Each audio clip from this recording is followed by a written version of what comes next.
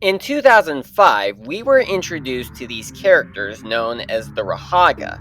The Rhoduka were the smaller ally characters to the Toa Hagah during the Web of Shadows storyline that came out in 2005. What we later found out about the Rhoduka was that they actually were Toa themselves, the Toa Hagah, who were mutated by Rhoduka, the villain of the 2005 storyline.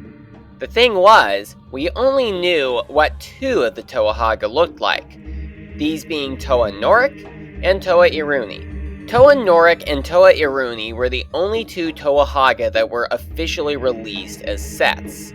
And for about a decade, maybe 2 decades, well, not quite actually, because, well, a decade and a half at least, they were the only two Toa Hagah that we knew what they looked like.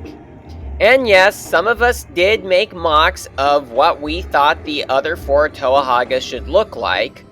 However, in late 2021, we finally got an official version of what the Toa Hagah looked like.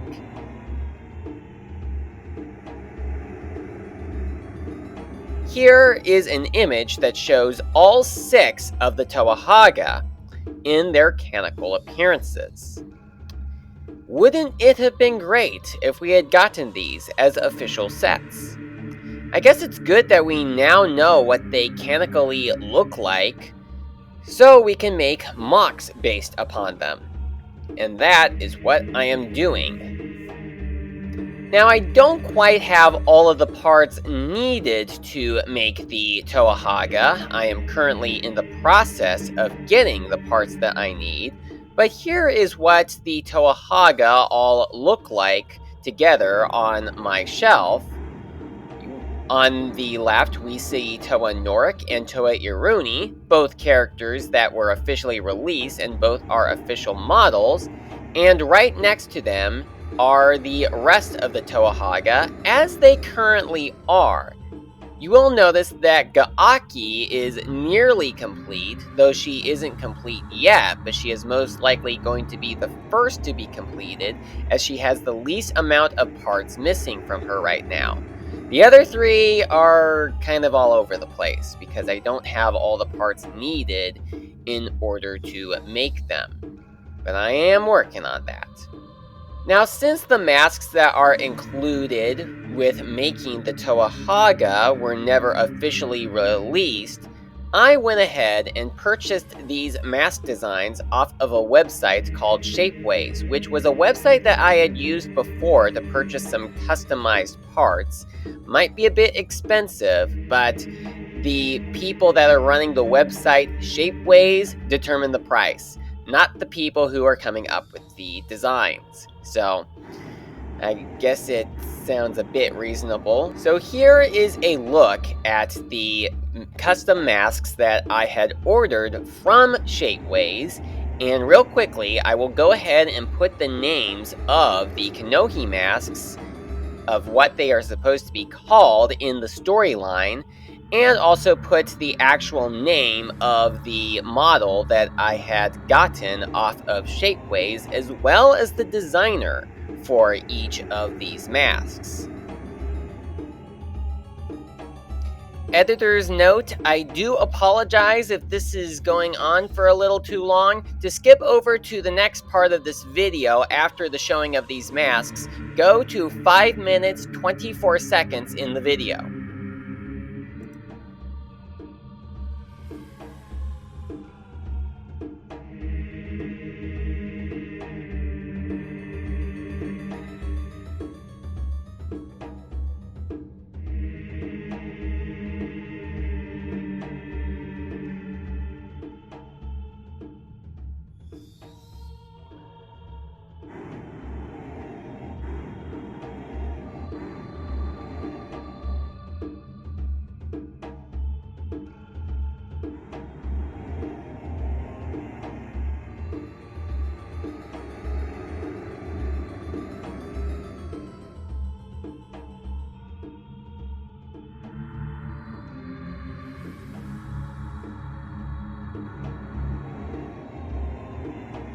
Now, taking a look at Gaaki, what is complete of her right now, there are a couple of things that are missing, but not a lot of them.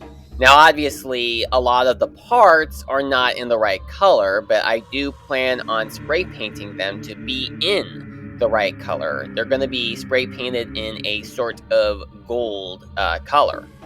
And I know what you are thinking. Well, the feet, those are available in gold already, so why do you need to spray paint those? The answer is that the spray paint that I have is not in the exact right gold.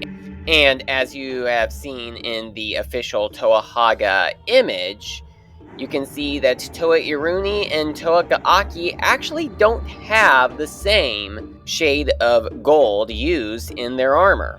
So I'm going to be using a different shade of gold when spray painting. So the parts that are going to be spray painted for Gaaki, besides the mask obviously, the masks are all going to be spray painted. I got them in white because that was the cheapest option that there was. And the other parts that are going to be spray painted would include the feet, the kneecap pieces, the shield piece, the shoulder armor, and the main body piece, as well as the weapon piece when I eventually get that. Now, the Galak shield piece, which is used for Gaaki's torso, the one that I have right now for her is in a blue color. It was also released in silver, but I got a blue one because it was the cheapest, and it doesn't really matter as to what color the parts are when I first have them, because they're going to be changed anyway. Now here's a look at what the mask, whatever mask this is called, I'll put the name of it up on the screen just to let you guys know. This is how it looks when it is on an actual Toa Metru headpiece. Now, it was a bit difficult in getting this one to fit on, but I was able to get it to fit on eventually. I do predict that when I do spray paint it, there's probably going to be a couple of paint marks that are going to come off when I put the mask on, but they will be on the inside of the mask, so that won't be that big of a deal to me. So that right there is Toa Gaaki's mask and how she looks as of the time that I am recording this on January 20th. Now to show you the next one in the process. The next one that is in the process is Toa Hagah Pooks. He is the second closest to being completed at this point. And the parts that are missing right now would include the upper arms and upper legs. And what pieces I actually do have right now would include the lower arms and lower legs. The weapon piece that's going to be used here is a weapon piece that came from the Hero Factory series that succeeded Bionicle. And here is a look at what the mask that Toa Hagah Pooks wears looks like when it is on an actual main body piece. I will say that it was kind of loose when I first put it on there, but maybe that will change once I actually spray paint it. And that right there is Toa Hagah Pooks. As for what parts are going to be spray painted on the actual MOC when it is finished, besides the mask, of course, will probably be the armor pieces on the upper legs and the shield piece. But apart from that, everything should be the same as it always has been. This next one here is Toa Hagah Bumanga. This is probably the most complicated of the MOCs that are coming out because it uses a Toa Metru main torso piece for the lower arms and the lower legs, all in black. And what's unfortunate is that these pieces, at least in black, are not that common to find on Bricklink, at least at a decent price.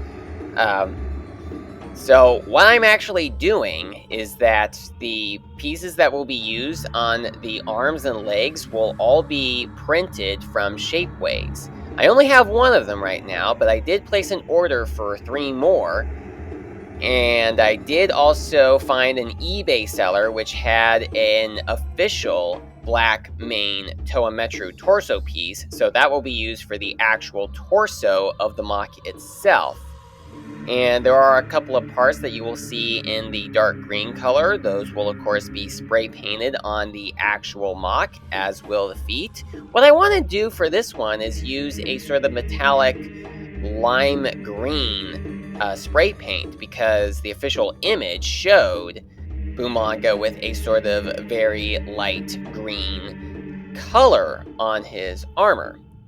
And here is what the mask that Bumanga wears looks like when it is on a Toa Metru headpiece. And that right there is what I have of Toa Hagah Bumanga so far. Last but not least is Toa Hagah Kualus, and well, he probably is the least complete at this point in time. I don't have a torso piece for him yet, but I think that the white ones are pretty easy to get my hands on, and at least I don't have to buy like 5 of them in order to make this one, unlike with Bumanga. The legs, well, I have the lower legs and lower arms already, as well as the upper legs. And once again, here is what the mask actually looks like on a Toa Metru headpiece. It does look pretty cool. Now, another thing that I should also point out about Kualus, well, actually a couple of things. For starters, I may need to spray paint Kualus's shield piece as well, because unfortunately the shield pieces in silver are very hard to come by, at least at a decent price. So I may end up having to get a gold one and spray paint that silver. It's not really what I want to do. What I do want to do is to just get a genuine silver one. But unfortunately, fate is saying, nope, you can't have a genuine silver one. If you want to have one in silver, spray paint it. At least that's what it feels like to me. And second, I did see in both the official promo image and the image for the physical MOC that was made of Kualus so far, showed that he had a sort of cloth around his neck. And I am not sure if that is an official part from LEGO or if that is customized.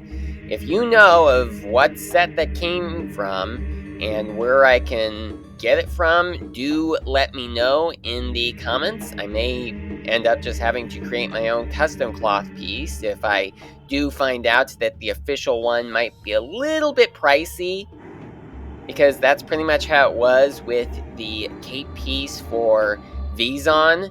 At least the last time I checked, that cape piece was pretty pricey. So there you have it. That is my process so far of the Toa Hagah, based upon what they officially look like as of late 2021. I will be doing individual overview videos for each of these MOCs as I do complete them. So I hope that you will check those out, as well as a couple other MOC videos that I do plan on releasing later in the year. So thank you so much for watching, and if you want to check out the masks in shapeways, if they look that interesting to you, you can go ahead and check the links in the description to check those out and make your own purchases for those masks. That's about all I have to say, so thank you for watching once again, and I'll see you next time.